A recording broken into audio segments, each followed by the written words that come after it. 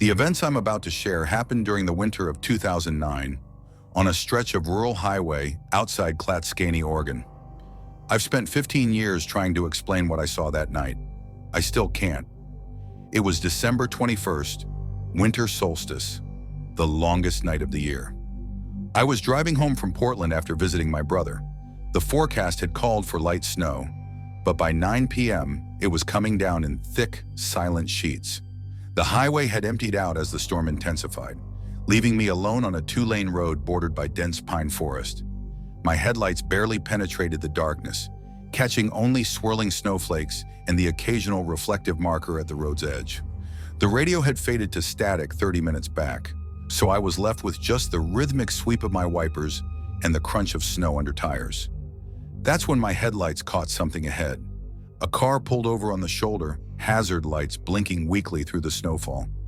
As I slowed, I could make out a figure standing beside it, arm raised in the universal gesture for help. I should have kept driving. Everyone who's heard this story says the same thing. I should have kept driving, but it was below freezing, the nearest town was 20 miles away, and cell service was non-existent in these mountains. Leaving someone stranded felt wrong, so I pulled over about 10 feet behind their vehicle, an older model sedan, dark blue or black, now covered in a thin blanket of snow. I left my engine running, high beams on, and stepped out into the cold. The silence was absolute, that peculiar dampened quiet that only comes with heavy snowfall. My breath clouded in front of me as I called out, "Need some help?" The figure didn't respond. They stood motionless between our vehicles, partially obscured by the falling snow and the glare of my headlights. I could see now it was a woman in a red coat, her back to me. "Ma'am, everything okay?" I called again, taking a few steps forward, snow crunching under my boots. She turned, slowly, mechanically, and I felt my heart stutter. Her face was wrong. In the harsh glare of my headlights, her features appeared smooth, almost featureless, like a department store mannequin. Only her eyes reflected the light, two perfect, glassy circles. I froze. We stood like that for what felt like minutes, though it couldn't have been more than seconds. Then she smiled. Her mouth didn't so much open as split, widening far beyond what should have been possible, and she began walking toward me, her movements stiff and disjointed, like a marionette pulled by invisible strings. I backpedaled, nearly slipping on the snow-covered asphalt. That's when I noticed the car she'd been standing next to had no tire tracks leading to it, no disturbed snow around it, as if it had been placed there, complete with a thin layer of snow, like a prop on a stage. I scrambled back to my truck, fumbling with the door handle with numb fingers. As I yanked the door open, I glanced back one last time. She was running now, if you could call it running. Her limbs moved wrong, too fast and at impossible angles, and she was making a sound, a high-pitched keening that somehow carried over the wind.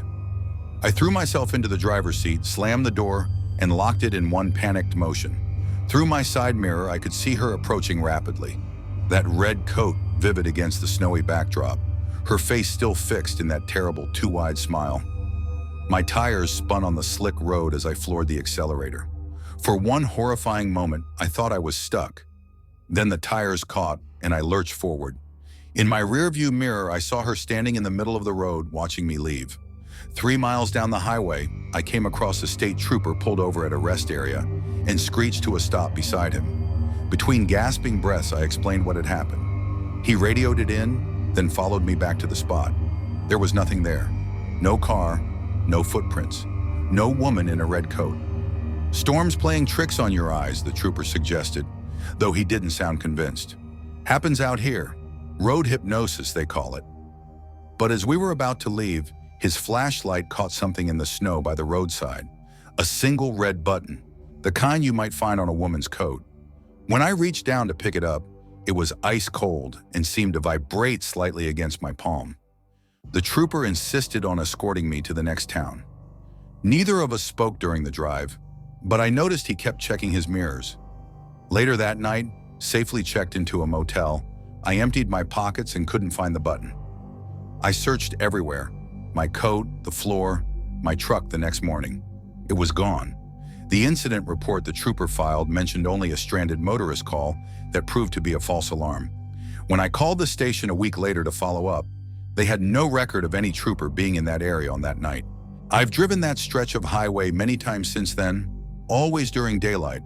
But every winter when the solstice approaches and the nights grow long, I remember what I saw. Sometimes when it snows heavily and the world goes quiet, I swear I can hear that high keening sound just at the edge of hearing, and I always keep driving.